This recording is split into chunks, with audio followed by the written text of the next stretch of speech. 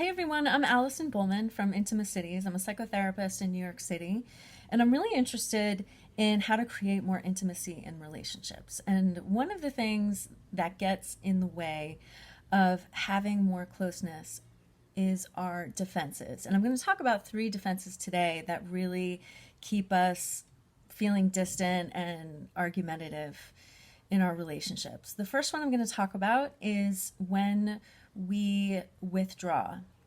It's a really common way to not deal with a problem that's come up in a relationship is just to shut down and withdraw. But one thing we can do to stay connected is to at least say, I'm noticing that I'm feeling withdrawn, that I don't feel connected to you right now, and I don't know how to bring up my feelings about what happened. So it's a way to start the conversation and to at least stay kind of connected in spite of feeling distant when there's like tension in the air.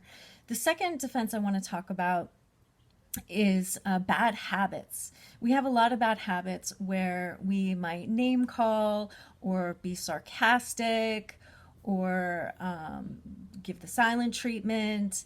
One of the best ways to deal with that as the other partner is to call it out that you're experiencing something negative.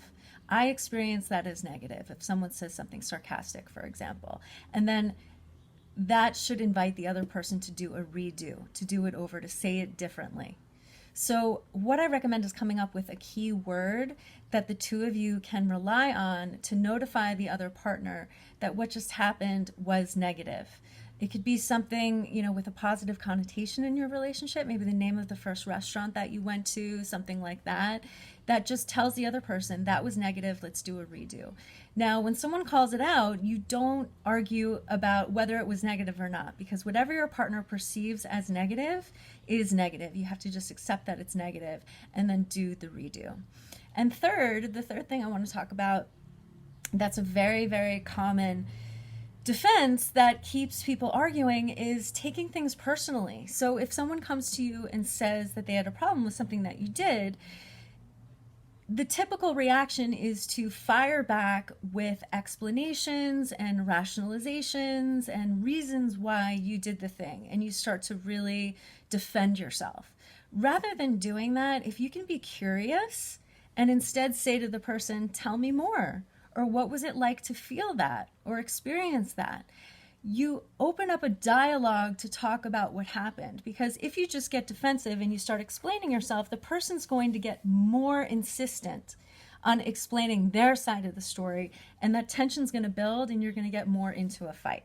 So stop it, interrupt that process by instead just being curious, asking them questions and exploring their anger. It's very challenging to do because you're probably going to feel triggered. You're probably going to feel angry yourself and take it personally and try to explain, but try to interrupt that. Try to instead be curious, and you can simmer things down and get into a better dialogue. So if you'd like more tips about relationships, you can see my website, intimacities.com, or check out my online course, the Intimacy Overhaul online course, where I go over tips like these way more in depth so that you have more intimacy in your relationships.